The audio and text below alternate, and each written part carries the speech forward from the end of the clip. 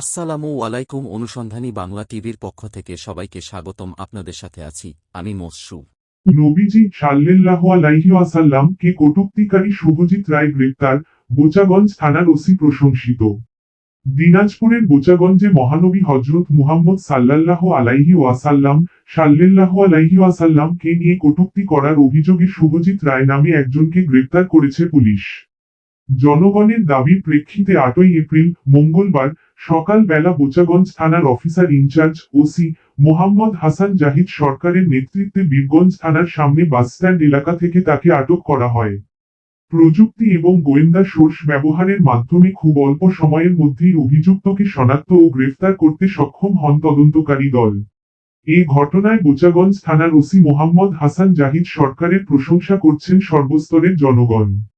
এ বিষয়ে এলাকাবাসী জানান, ধর্মীয় অনুভূতিতে আঘাত হানার চেষ্টা বরদাস্ত করা হবে না এবং পুলিশের এই দ্রুত পদক্ষেপে তারা সন্তুষ্ট।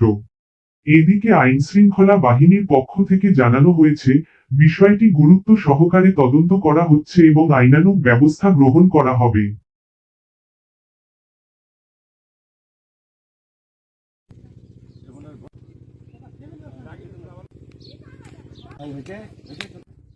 বিসমিল্লাহির রহমানির রহিম।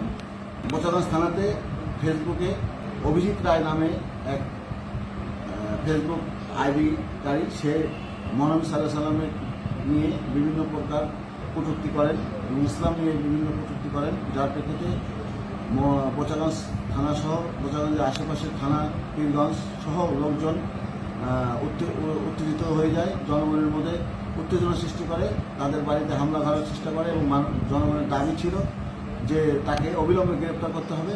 বোচাগঞ্জ থানা অনেক অক্লান্ত পরিশ্রম এবং মোবাইলের প্রযুক্তির মাধ্যমে তাকে আমরা গ্রেপ্তার করতে সক্ষম হয়েছি। আনুমানিক 8টার দিকে তাকে বীরগঞ্জ থানার সামনে বীরগঞ্জ থানার বাসস্ট্যান্ড থেকে গ্রেপ্তার করা হয়। আমি বোচাগঞ্জবাসীকে বলবো, কোনো প্রকার এটা নিয়ে কোনো জায়গায় কোনো হামলা বা কোনো ভাঙচুর বা তাদের বাড়িতে কেউ যাতে যে না গিয়ে ভাঙচুর করে, এটা আমার অনুরোধ সবার প্রতি। আমরা আইনের শাস্তি অবশ্যই নিশ্চিত করব, দেশের প্রচলিত আইনে তার শাস্তি নিশ্চিত করা হবে।